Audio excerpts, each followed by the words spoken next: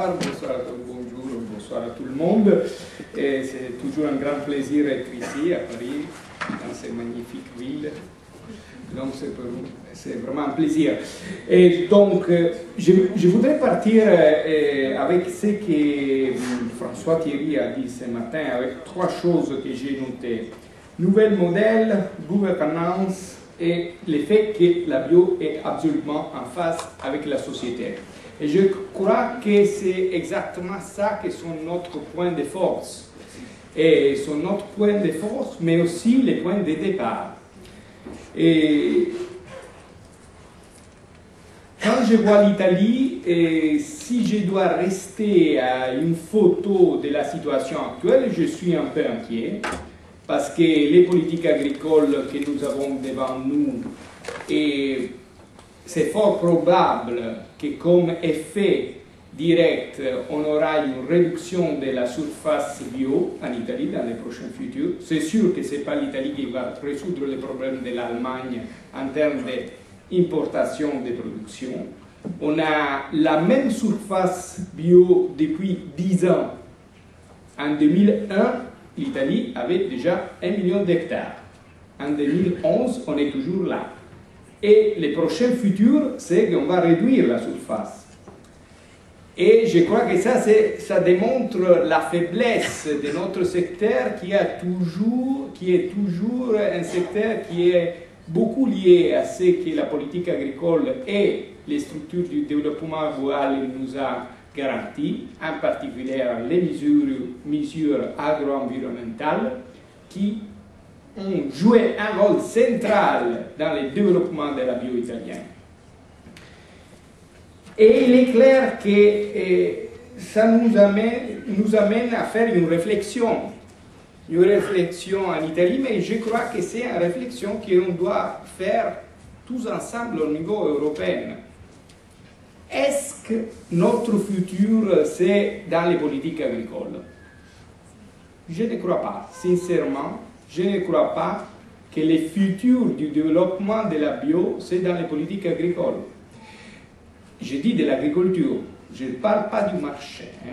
Parce que le marché il est en train de se développer assez vite, ce n'est pas un problème. Il est là, on voit toutes les possibilités, les opportunités.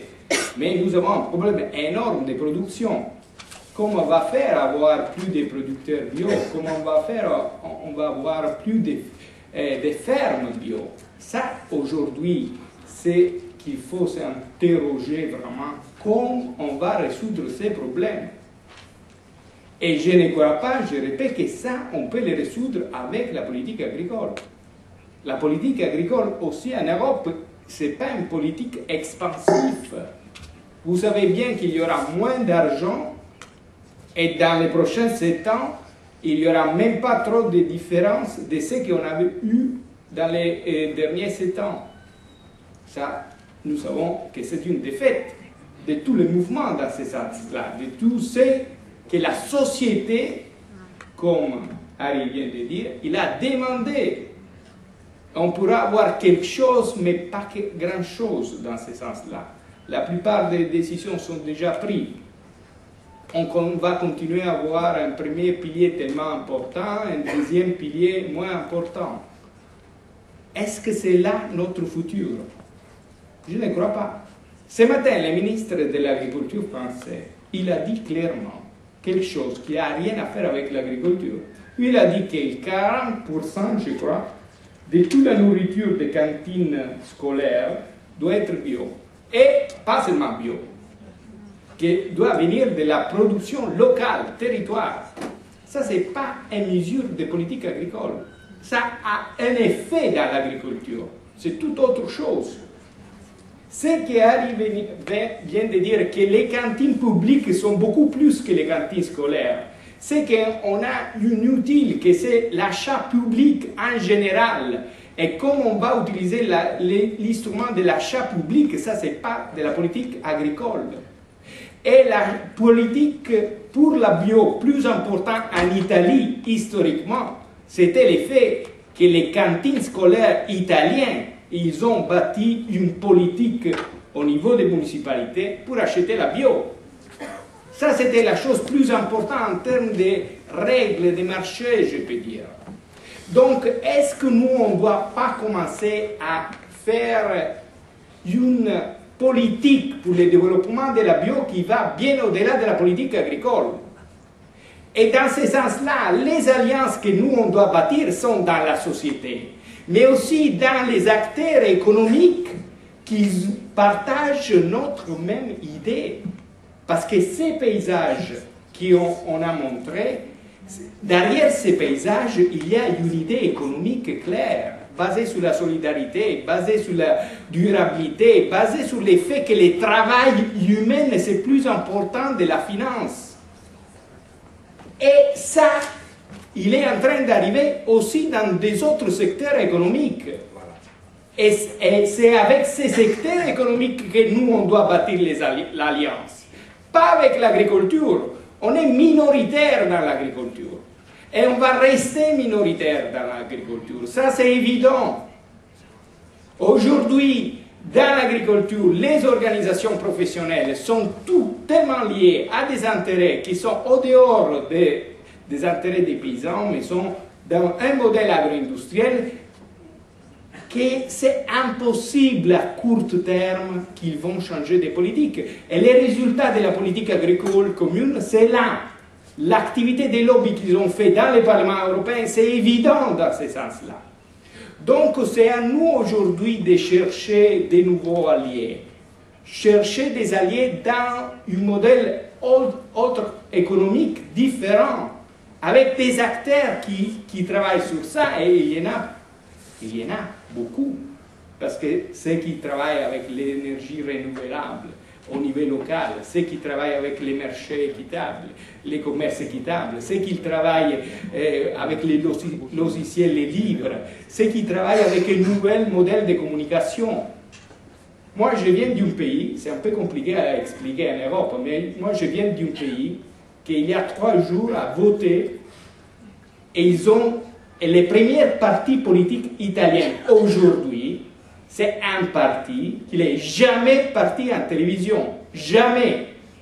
Et ils ont utilisé seulement les social media, les Facebook, les Twitter, tous les instruments possibles de communication.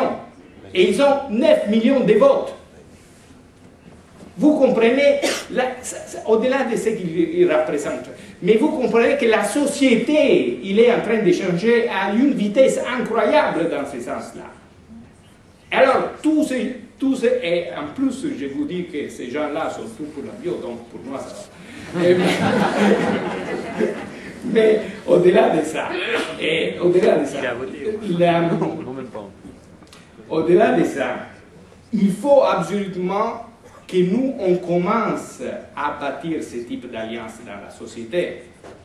Je ne vais pas dire qu'il ne faut pas parler avec les agricultures conventionnelles, ce n'est pas ça le cas, absolument, sont nos frères, sont frères à moi. Mais j'ai un problème, qu'étant donné qu'il n'y a aucune politique de régénération agricole en Europe, l'âge moyen des agricultures est trop élevé, et si on ne fait rien pour la baisser, ça commence à être un problème énorme. Donc on doit amener de nouveau personnes en agriculture d'un côté, et de l'autre côté, l'agriculture bio doit commencer à parler avec des autres secteurs économiques qui partagent les mêmes idées de futur.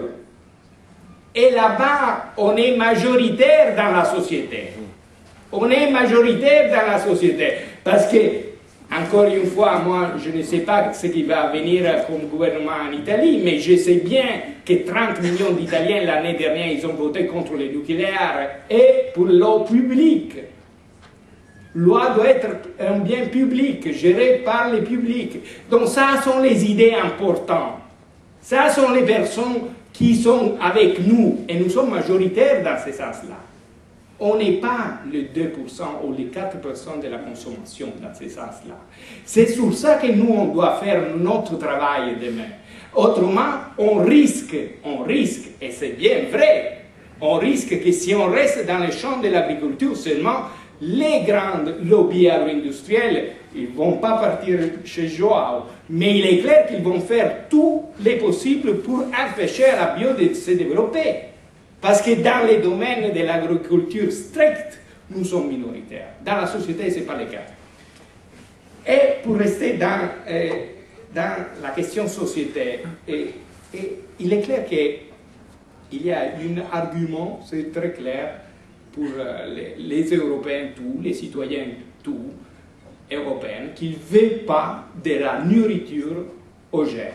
Ça, c'est évident. Tout le monde le dit, tout le monde l'écrit. Il y a tous les baromètres de l'Union européenne qui vont démontrer ça. Donc, il faut commencer à effacer un mot de toute la question OGM, coexistence. Ça, ce mot-là, on va la effacer. Oh. La coexistence, c'est impossible. Ça, c'est bien évident partout dans le monde. Alors, il faut se rappeler qu'il y a 10 jours, on a sorti les dernières données de la cultivation des OGM dans le monde. Alors, on a 170 millions d'hectares des OGM dans le monde. En Europe, aujourd'hui, 129 000 hectares. Ça veut dire rien. Et ces 129 000 hectares sont dans 5 pays. 90% c'est en Espagne, mais pas dans toute l'Espagne, mais dans une seule communauté autonome, Saragosse. Donc, il ne faut pas dire qu'il y a un problème de coexistence en Europe, parce que les OGM en Europe n'existent pas. Voilà. Et ils ne doivent pas exister dans le futur. Voilà. C'est ça le problème aujourd'hui. C'est pas un problème parce que sinon, jamais on va trouver la seuil optimale. C'est impossible, il n'y a pas de seuil. Quand on a des OGM dans les champs, comme il est passé en Espagne, on a un problème avec les miels, on a un problème avec les... Et en plus, il est évident, on ne parle pas de nourriture. On parle seulement d'aliments bétail. Il faut se rappeler ça, parce que maïs et soja, c'est seulement aliments bétail. Et les 170 millions d'hectares d'OGM, c'est ça, hein, plus les cotons. Il n'y a rien de nourriture dedans. Donc, ce n'est pas un problème pour l'alimentation des Européens, tant mieux de l'alimentation au niveau mondial. Et ça, il nous amène à un problème de gouvernance, clair, évident. Parce qu'il est évident qu'il n'y a aucun intérêt pour l'Europe d'avoir des OGM. Mais, pourquoi on arrive à ça? Parce que finalement, il y a les commerces internationaux qu'il faut respecter. Et ça, c'est le problème de gouvernance qu'il faut adresser immédiatement. Il faut finir avec l'idée que la politique agricole, que toutes les politiques de l'alimentation doivent être au-dessus de l'Organisation mondiale du commerce et de l'accord sur l'agriculture dans ce cadre-là. Parce que vous savez bien que la politique agricole commune, qui en principe, selon les traités de l'Europe, c'est une politique de sécurité alimentaire, il a comme point de référence l'accord sur l'agriculture dans les sein de l'Organisation mondiale du commerce, pas les droits à l'alimentation. C'est ça que c'est impossible à penser que nous, Européens, et dans tout le monde, les politiques de sécurité alimentaire aujourd'hui doivent répondre à un accord sur le commerce. C'est ça le problème aujourd'hui. Et alors, il est évident qu'on doit changer les points de référence. Et je crois que Nadia nous a aidé ce matin à comprendre mieux comment la gouvernance c'est assez plus compliqué dans le monde. Parce qu'elle a bien dit, les FAO, ce n'est pas moi, ce n'est pas les techniciens.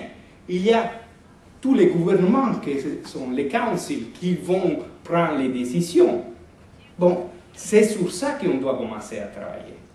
Il y a un comité de sécurité alimentaire qui a commencé à faire des documents sur la politique de sécurité alimentaire au niveau mondial, où on dit clairement, étant donné qu'on parle de sécurité alimentaire, notre point de référence, c'est les droits à l'alimentation. Ce n'est pas le commerce international. Et c'est sur la base de ça qu'il faut commencer à revoir toutes nos politiques agricoles. Ça, c'est la chose plus importante qu'il faut comprendre aujourd'hui. On doit changer toutes nos références. pour changer en final notre paradigme de production. Sinon, c'est impossible. Sinon, c'est vraiment impossible. Et pour terminer, parce que c'est très tard, je n'oublie pas que je suis le vice-président de l'IFOAM et je dois quand même rappeler les processus de révision, que c'est essentiel pour nous. Mais, comme Joao nous a dit ce matin, très clair, les processus de révision, il a deux piliers différents. La révision du règlement, mais aussi les plans d'action pour la bio. Et alors, il faut revenir sur ça. Parce que je ne voudrais pas qu'on pose trop d'attention sur la révision du règlement. Je crois que tout le monde ici est d'accord qu'on ne veut pas que le règlement va devenir trop facile, qu'il y aura tout le monde qui rentre. Et sur ça, je crois qu'on est tous d'accord aussi dans la commission et la plupart des gouvernements, aussi les ministres français aujourd'hui, il était clair, personne ne veut ça. Très bien, donc on peut aller tranquillement. Il est clair qu'il y a des choses que peut-être on doit inclure.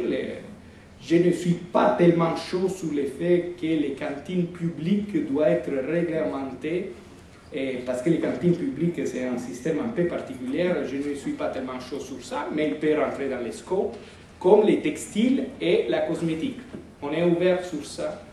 Ce n'est pas un problème de standard, de cahier de charges. On ne va pas changer les cahiers de charges de la production agricole ou bien de l'élevage, ça c'est évident. On doit finir les débats sur les serres. Il est clair que les débats sur les serres doivent empêcher cette tentative de nouveaux acteurs à rentrer dans les secteurs bio, parce qu'il est bien clair qu'il y a une tentative dans ce sens-là, comme toute la discussion sur la volaille. Mais de l'autre part, nous avons des défis, ça c'est évident. La question de l'eau, on doit commencer à y réfléchir. La question de l'énergie aussi. Il est évident que ces deux questions qui demandent encore des recherches, mais sont des défis pour les secteurs bio. Parce que la frontière de la durabilité dans la bio, on la change toujours. Donc il est clair que ça sont des défis. Je ne sais pas si on doit les affronter dans les règlements maintenant, mais il est clair qu'étant donné qu'on est en train de parler de notre futur, ces thèmes sont des thèmes vraiment chauds pour nous. Mais ce qui est vraiment important est qu'on doit commencer à réfléchir. Et la dernière chose, on est tous d'accord sur les contrôles, qu'on doit faire des contrôles meilleurs, l'équivalence, qu'il faut l'améliorer. Je crois qu'on va trouver des solutions. La certification des groupes, c'est essentiel qu'on va l'introduire en Europe. Il n'est pas question que nous sommes en train d'empêcher aux petits producteurs européens de faire la bio. Ce n'est pas question. Mais vous avez vu les données au niveau mondial de la bio. Et il faut se rappeler que la ferme moyenne, la dimension de la ferme moyenne européenne, c'est 12 hectares. 12, 1, 2, 12 hectares. On est des très petits producteurs. Ici en France, vous êtes des grands producteurs avec 60 hectares, vous êtes vraiment grands. Peut-être en Allemagne aussi un peu plus. Mais en Europe, c'est ça. Chez nous, c'est 8 hectares. L'agriculture européenne, c'est ça. On ne va pas la changer, hein. Il n'y a pas dans les prochains futurs une réforme agraire qu'on va faire disparaître les paysans. Ce n'est pas ça, parce qu'il y a un petit problème, le travail, où ces personnes-là, elles vont travailler. Je ne vois pas des autres secteurs économiques qui sont tellement brillants aujourd'hui pour accepter des millions de paysans qui vont partir de leurs champs. Donc, l'exode rural est fini. Ouais, il faut l'empêcher quand même. Alors il faut, dans ce sens-là, commencer à réfléchir qu'il y a des systèmes de contrôle de certification qui vont garantir en même temps les consommateurs, mais qui doivent répondre à des systèmes agraires qui aujourd'hui ils sont pénalisés par ces systèmes de contrôle de certification. Donc la certification du groupe va répondre dans ce sens-là. Mais je vais terminer sur le fait que les défis du mouvement aujourd'hui, c'est vraiment réfléchir sur les plans d'action. Et je reviens avec ce que je disais au début. Dans ces plans d'action, on ne doit pas s'arrêter à la politique agricole. Les plans d'action pour le développement de la bio doivent aller bien au-delà de ce que sont les politiques agricoles. Merci beaucoup à tous.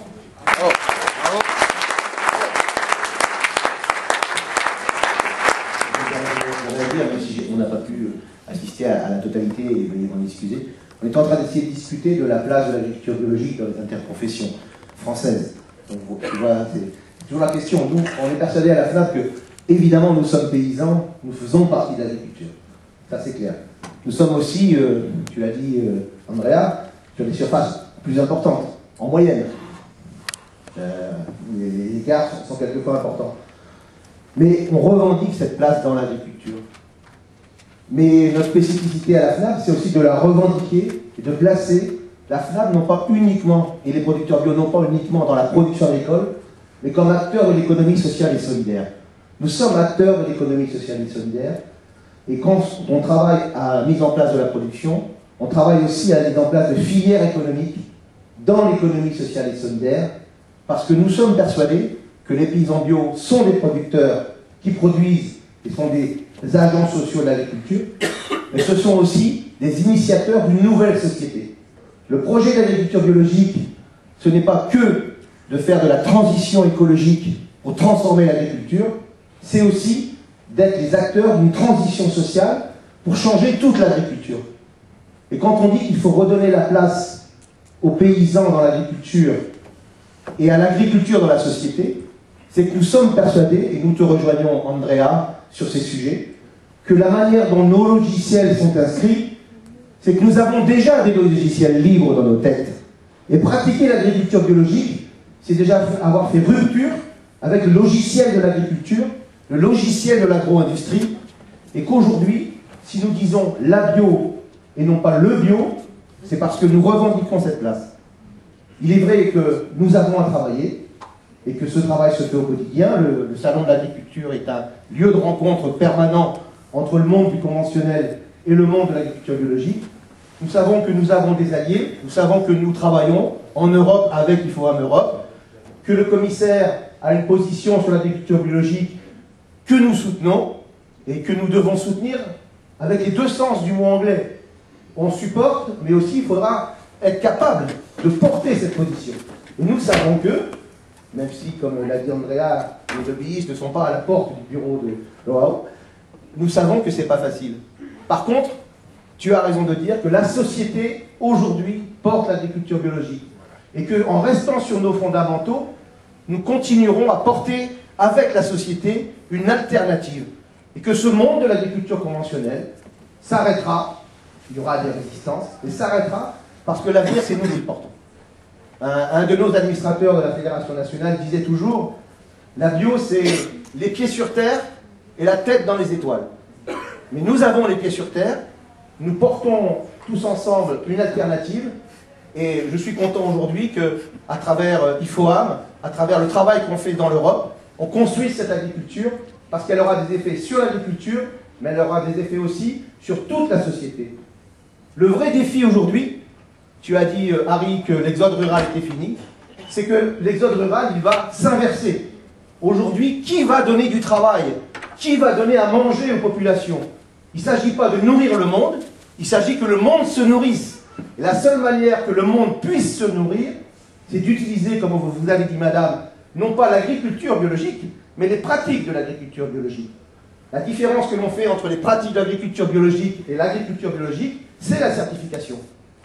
Il faudra que, tout en étant tout à fait confiant dans le système de certification avec Thiers de la norme 4511, je parle pour les initiés, qui nous a permis de construire la fiabilité, la sûreté de notre agriculture biologique, nous sachions faire évoluer ce système à travers la certification de groupe, qui se pratiquera aussi en France, parce que nous sommes persuadés que c'est une évolution nécessaire qui ouvrira la porte à de nouveaux producteurs, à de nouvelles surfaces, tout en faisant attention à en garder la fiabilité, j'ai envie de dire la sécurité et la sûreté.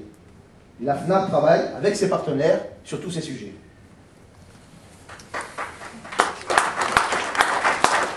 Merci beaucoup.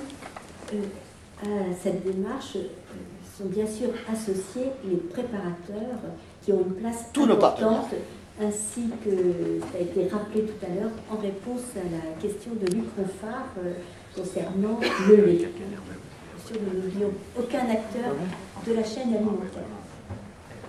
Je dis encore un petit mot sur la place du bio dans l'agriculture. c'est pas seulement défini par nous-mêmes, c'est aussi, comme tu dis, comme vous dites, défini par la société. Et aujourd'hui, cette rôle et cette place est sans doute positive. Mais en même temps, quand on regarde un peu de distance, on peut dire que les 50 années passées étaient l'époque, dans la politique agricole, de modélisation technique et chimique. Maintenant, nous sommes au début d'une autre période, c'est de la modélisation écologique. Et le rôle qui est donné par les autres au bio, c'est d'être le laboratoire, le mieux laboratoire de la durabilité dans l'agriculture et le milieu rural que nous avons. Et on doit être, nous devons être fiers de ça. Bien sûr. Non, mais ça manque de temps. C'est bon.